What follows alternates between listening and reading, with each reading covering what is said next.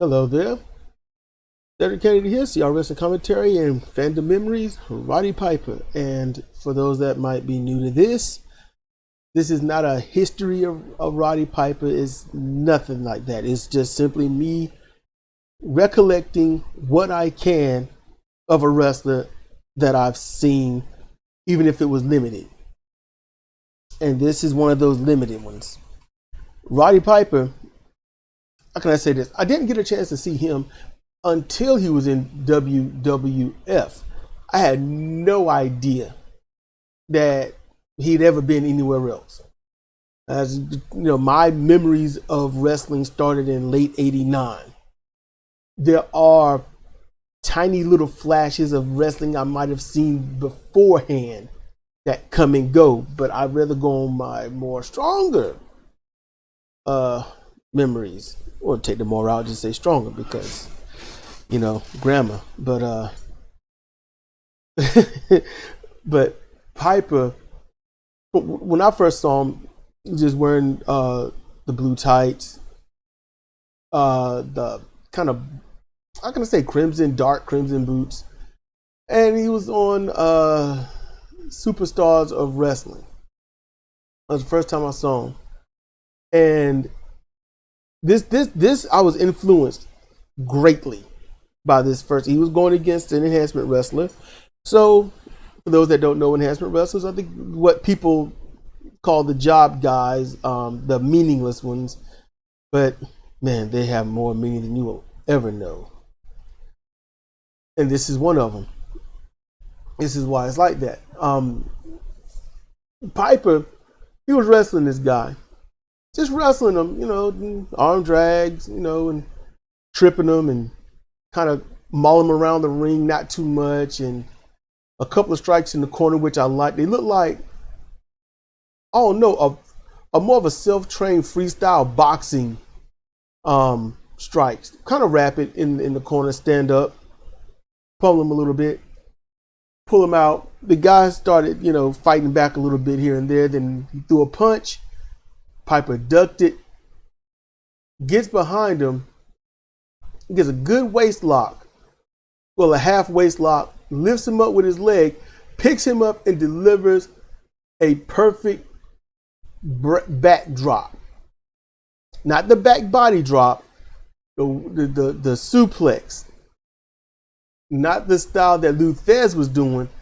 This one was perfectly done, like in the video game Pro Wrestling, the Nintendo Entertainment System. He delivered that backdrop so perfect that, in my mind, the backdrop, because I'd already been watching a good bit of wrestling. I'd seen submission holds, suplexes, power bombs, yada yada yada.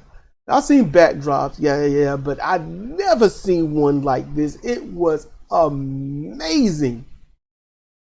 Devastating. Pinned him with it.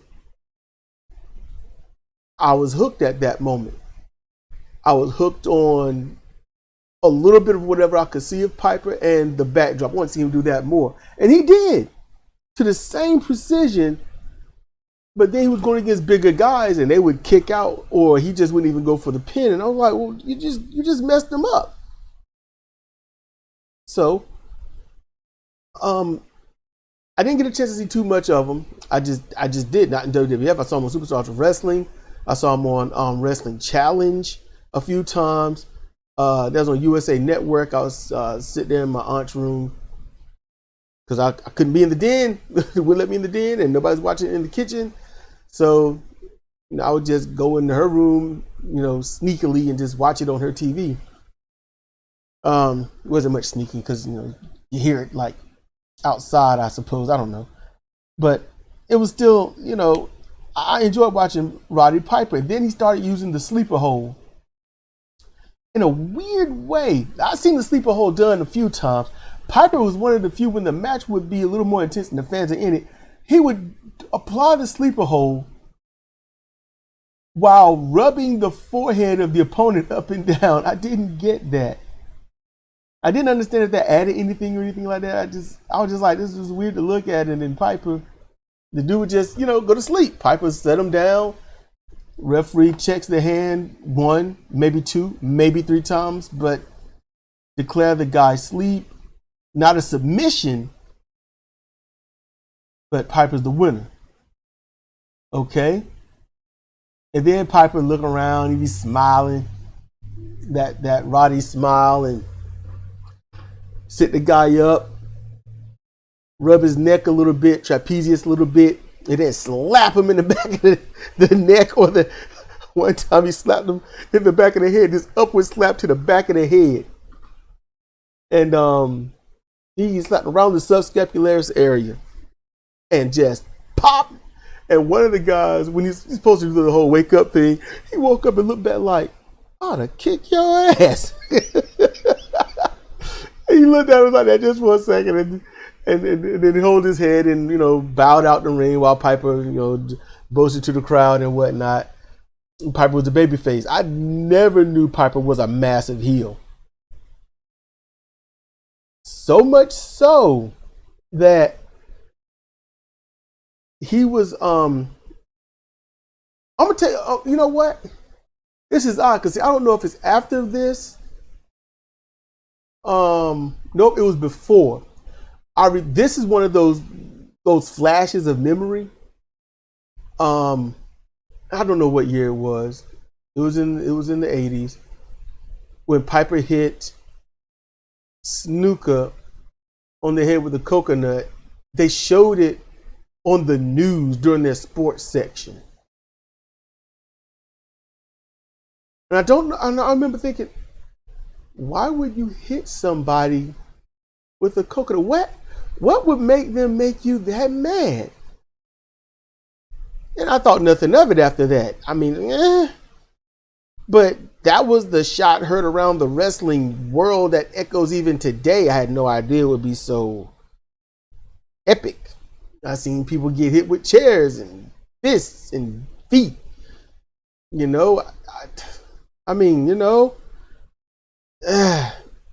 didn't understand the thing of, Islander, coconut, insult. Not at that age, not even close.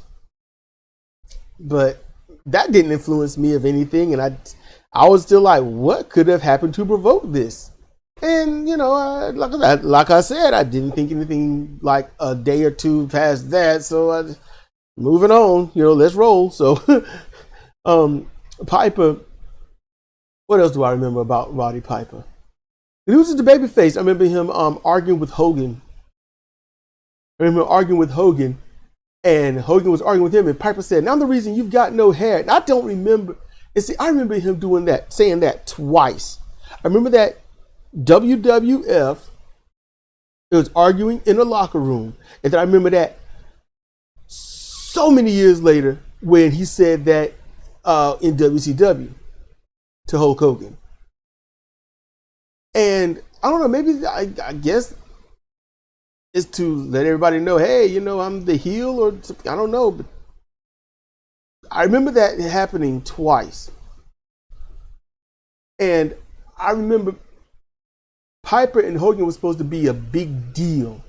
And I remember the commentators going over Piper and Hogan beefing, but I never saw anything. Now, granted, pay-per-views, special events that happen on days that wasn't advertised at a time that I'd be watching TV. I watching TV back then as a kid is cartoons, wrestling, go outside. That's how that was. Nobody was bogged down with the internet. Nobody, at best video games, but even then you get a little bored. You want to go outside. Video game screws you over enough. You're like, what? It's going outside. Anything I do out there and mess up, I know I earned it. So I remember seeing so much trash talk between Piper and Hogan. And then one day they stopped. And here's the thing. I wasn't a fan of Hogan. I was not a fan of Hogan. So I didn't know that Roddy Piper was the bad guy.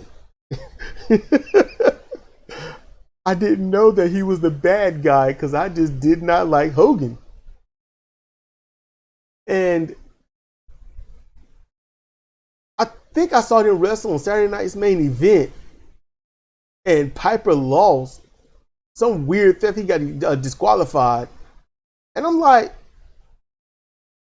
angry, to say the least, angry, and they just move on. They just move on. I remember Roddy Piper wrestling the Brooklyn Brawler about 3 times that I remember on Superstars and Challenge. I remember that, and yeah, each time it was the sleeper. Put him down with the sleeper, and he let Brooklyn Brawler look a little good. Brooklyn Brawler, I think he won one match that I can't remember, but Piper, he stopped using the backdrop, and then WrestleMania, him and Bad News Brown had been beefing.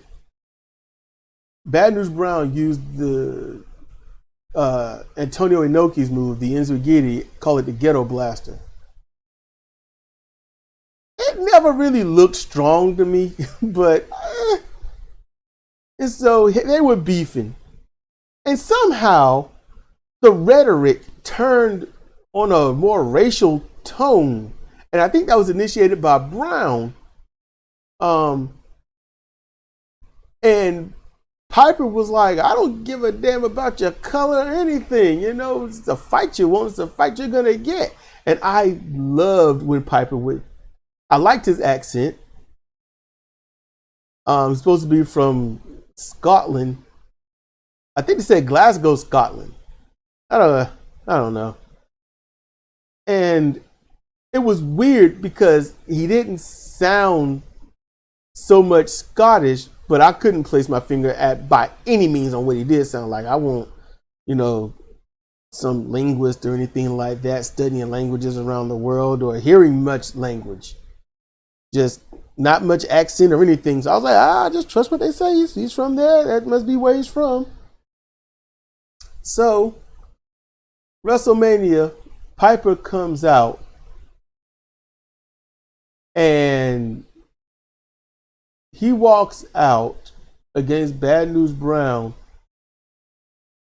Half his body is unpainted, the other half is black.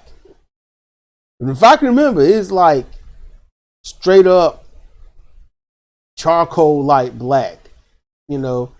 Like if it didn't have a thing to it to reflect light, you would think Piper's trying to steal the light. At least half of them. It would have been better if he dyed his hair black on one half. That would have been better too. And to me, it was, a lot of people didn't like it. And I didn't really have a grasp on what blackface was or the history of it. So for me, it was just him saying, it don't matter your color, a fight's a fight, and I'm going to prove it to you. But when Piper walked out, I remember thinking this, why does he look scared? I remember, why does he look scared? He pauses, he stands, and he looks around at the audience like I'm ready to run away. And at the same time, how do you feel about this? And I'm sitting here like, why are you? I thought that's going to rub off. It's going to look terrible. You're going to lose half your disguise. And then I thought, wait, then I said that. I thought, wait, is he trying to disguise himself? Like, it's not really me. And I was like, why is he dressed like this? They get to the ring, they have the match, and it's rubbing off here and there. But honestly, just to be straight up with y'all, I don't really remember that match, how it ended or not. I just remember, I know Bad News Brown lost. And I think it was the sleeper, I think. I don't really remember. Just, I'm keeping it real. That turned a lot of people off. I get it. But that he won and yay, and then no one ever spoke of it again. Like it never happened. Never. And then it seemed like Piper wanted to start beefing with Hogan again, but then he went away. You know, movies, other stuff that he'd been doing. It looked good. I remember They Live. That's his the better one, and I like this performance. I didn't like in the movie the fight in the alleyway. No, see, here's the thing. I like the fight. I like what it represented and what it symbolized. I just didn't like the wrestling moves in it. I was like, it's a street fight. Roddy Piper knows how to street fight. That's one thing I could get. And the thing that ticked me off about Piper is when he was in a big time match, you didn't see those street fighting moves really come out. Not unless I just didn't look at the screen and never saw it because I just looked at something else. I don't know. Big matches, I never saw those moves come out. I remember him walking down the aisleway once. WWF Superstars. He walked out and he's walking down the aisle. His little kind of swaying side to side. It looked like he was bow-legged the way he walked. And I remember a hand got near him and he flinched and turned. The hand never touched him, but it reached out. And he turned and he drew his fist up about waist high, but it won't fully clenched. And here's where, when I say I don't do hindsight, this is when I might do a little hindsight, because this is going to be some hindsight, not a might. It wasn't a tight fist. It was slightly open to keep his speed up. And the person pulled his hand away and Piper's hand dropped, like, okay. And I only saw that. You know, I've listened to other commentary about what he's done days before and whatnot, and I'm like, man, it'd be nice to see that stuff. You know, fighting off, you know, aisle jumpers and whatnot. But I had, after that, didn't see Piper too much. I can't really remember too much of Piper. I just can't until WCW. And this, to me, at that time, that's the first time I'd ever seen that. Hadn't been in WCW until then. Must be his first time. He got there. There's the whole NWO thing going. Piper's gained weight. Piper doesn't like you want to do anything. Not like he's not thoroughly interested. And they're trying to get him into some storyline and whatnot, trying to do this and that. And you can see Piper steadily over the weeks toning up, losing the weight, but never taking off the shirt. He gets into some kerfuffle thing with, and I think it was still Hollywood Hogan, and Piper was all mad and they was carrying him out on a stretcher, and he was ranting and raving about something. He was saying it in another language, and then this kind of sort of disappointed me. He apologized, saying that he was speaking in Gaelic. He apologized that he didn't say anything that people could really just understand at the time. And he was just saying something like, "This isn't over. I'm coming to get you," or something like that. And I'm like, you get mad, you know, why apologize? You know, you said what you said in anger. Stick with it. In general, you know, stick with it. And consequences are the consequences. You can, you know, regret your decision. You know, I could say before certain consequences, but it's wrestling. So you meant what you said. Don't apologize for saying it. He apologized for saying it. I was like, come on, dude. You know, I can understand the apology because no one understood and you should have said it in English. I get that. But not for saying, don't apologize for saying it, you know. And I can't remember, I don't even remember if he had his match with Hogan. You know, I want a pay-per-view chaser like that. I wasn't getting all the events and all this and that. And I mean, he was there, and honestly, it just felt like he was in WCW for a hot second. And after that, I saw a few interviews with him, very short ones that he had done before joining WCW, but after WWF, which was a big gap in general.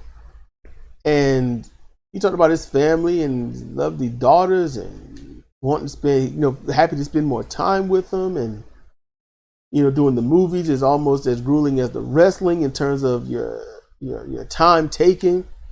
But unlike wrestling, you get to go home for a while and be with your family. And so I'm just, I never understood where the rowdy part came from. Never. I never understood where Hot Rod came from. And I never got it. I figured they just come up with some stuff and give it to him and say that's who you are. This is when the hindsight, and I still don't know, but the hindsight says that, you get the, first he was Rowdy Roddy Piper, and going on the stuff that I heard and how he portrayed himself in pro wrestling, yeah, I can see where the rowdy comes from, because he certainly was that. And Hot Rod, I always thought that assumed with, a car. Because no one ever talk about it. The commentators never go over. They call him that because, and you can say, it's because. Like Hulk Hogan. Okay, Hogan. Where's the Hulk part? What's up with that? Where'd that come from? I never knew. But Piper, I can only assume now that the Hot Rod is not about a car, but he's quick-tempered, which he was in the ring. Some key things that he did in wrestling matches that I enjoy. First, he would rake the face or poke the eye, and that was just him being a bad guy. I liked it more when he was a baby face. Those are the most memorable things. When he was a baby face in WCW, and the few times I saw him in WWF, I loved his baby face poke to the eye, which was almost the same as the heel. The heel was kind of, here I go, right there, just 2 fingers, right into your eye. Okay. But when he is more the baby face and he's going to cheat like that, it was get the wrestler up a little bit, get his 2 fingers up, wave him around in a circle like, here we go, and and it was always funny. Always funny. There was sometimes I missed the match because I'd be laughing so hard. Something else that he did, and I don't know if he did it often. I don't know if any of you ever was like just an avid Piper fan watching all of his matches. There were points where he would start throwing those quick punches, stop real quick, grab the opponent by the head and ruffle up their hair, violently ruffle up their hair, and then lean in and bite them on the forehead.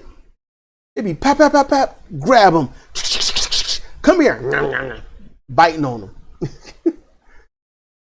That was always weird. I didn't understand. I'm like, why are you biting the man? Why are you biting him? And I enjoyed that. I enjoyed seeing a lot of stuff, things that even didn't make sense, but it looked funny. Never saw. I know he has, but I've never seen him use a low blow. I see him use the reverse Manhattan drop, or the reverse atomic drop, or just atomic drop, depending upon what era and who's commentating. But he'd use that, and I've seen him use it in the illegal way, or maybe it was a mistake those few times, because he'd drop them and their balls would land on his knee, and they wouldn't be holding their leg or their ass, they'd be holding their balls, and they just fall on the mat. And Piper the look on his face is kind of like, my bad. That time you can see, he'd be like, my bad. You can just, it's this weird side grimace grin that he would get. and he'd stroke his hair back, and he did it every time he did it like that. And he'd always give him a little bit of time to recover, like, my bad, man, my bad. Kayfabe commentaries. I would say this is way after he retired. This was torturous. Roddy Piper grew up in the wrestling business, protecting the business. He's from the old school. All right. He's from the old school. And I mean, like, you protect the business like it's your firstborn. Never the secondborn. You just throw them out the window. It don't matter. But the firstborn is the one you got to cut. So,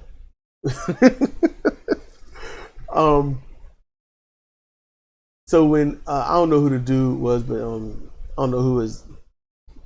The first thing that come to my head is Jeremy Borash, and I know that's not him. But anyway, the guy that does kayfabe commentaries, I don't know if they got it out anymore, if they still do it. But when he was talking to Piper, Piper was just he was there asking he's asking questions about the wrestling business, what really happened at this time and at that time, and Piper is tortured.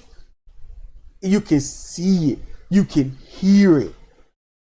It's almost like I want to answer, but there's a guy pointing a sniper rifle at me if I expose anything of the business.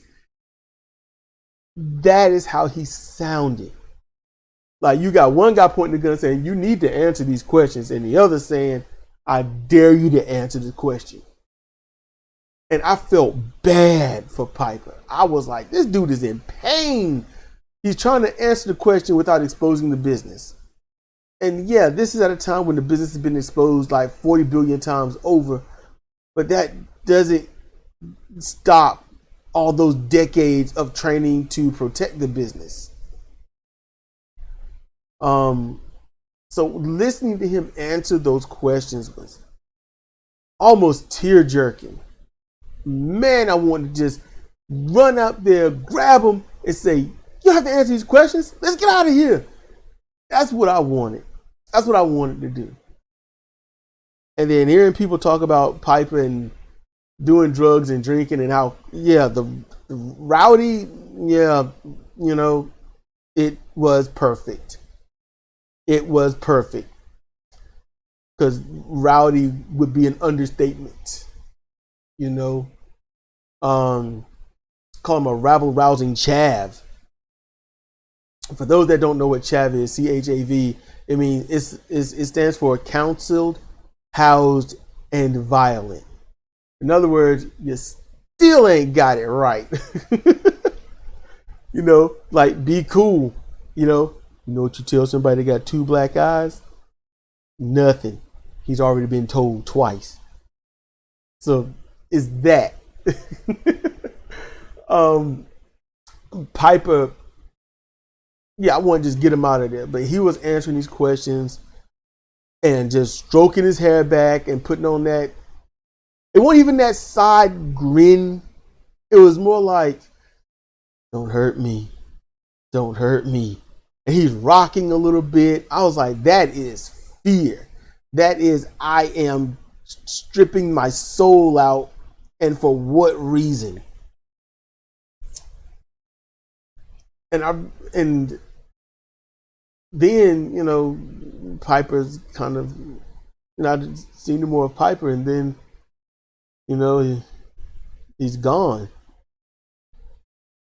He's gone. And I'm like, man, damn. Died and probably didn't have to, but think about the damage he did to his body. I mean, he was in great shape, but they don't tell you the micro holes that doing hard drugs constantly leave in your body. They don't tell you about that. Those things that can brutally and quickly cause cardiac arrest. And if he, his wiki page said he died of it was a heart failure due to hypertension. Hypertension don't mean you're angry or stressed all the time. It just don't. But I've seen it. I've seen people like that, super high strung people, and I always wonder if there'd be another, Piper somewhere, and then we get Rowdy Ronda Rousey. Okay, Triple R. We could go with that. And I didn't see her first match or nothing. I just listened to commentary on it. I'm like, this is the one picking up the moniker of Piper. This is the guy that Piper says, I will pass on my jacket and name stylization to. And they bastardized it. They just ruined it. They could have made her a mega star. They could have made her a great wrestler. She's already got the fight. She got that down. And it's like, man, to me, the way they have done Rousey, the way Rousey portrayed herself in exposing the business, being a jackwad, and how they've used her on these two occasions, it kills me. But to me, Piper died twice. That's how I see it. And it sucks that a mega wrestler like Piper, a heel among heels that I never got a chance to see him heel. I've seen some footage on YouTube of stuff in the past, but I stopped watching because I didn't want it to influence I didn't want it to trigger any false memories. So I just didn't watch him. But him and Flair going back and forth, I was like, they're still warming up, but I just stopped watching it. Someone does that much in wrestling, they make a name for themselves. Their legacy shouldn't be something like what they're doing. Really shouldn't. They had their chance and they blew it. And they'll never get it back. And that sucks. Because Roddy Piper was someone that I liked. Anyone that was an enemy of Hogan was a good guy to me. So that's how I saw it. I hope you enjoyed this. There are commentaries that I have and will be putting up on Spreaker. All right, so that's where some will be, some personal ones, and the language will be epic. So you can click the link on podcast and get to my Spreaker, and leave reviews and whatnot. And if you don't like it, explain why. Leave a comment on what I could do to improve and things like that. That would help me tremendously. All right, seriously. Leave it here on YouTube. What could I do to retain your attention? What could I do to make things better for you? You're the ones that's listening to me. I don't want to be a jackwad about it. Hey, you're going to listen to this and like it. Nah, people only really listen to the first 30 seconds of anything I do anyway, as they click through. If all those click-throughs were subs, I would be making, 15 cents by now. It wouldn't be a labor of love. It'd just be a labor of love that I make something with. In any case, this has been Cedric Kennedy for CRS and Commentary, Fandom Memories, Roddy Piper. Thank you for listening. Y'all take care and see you next time.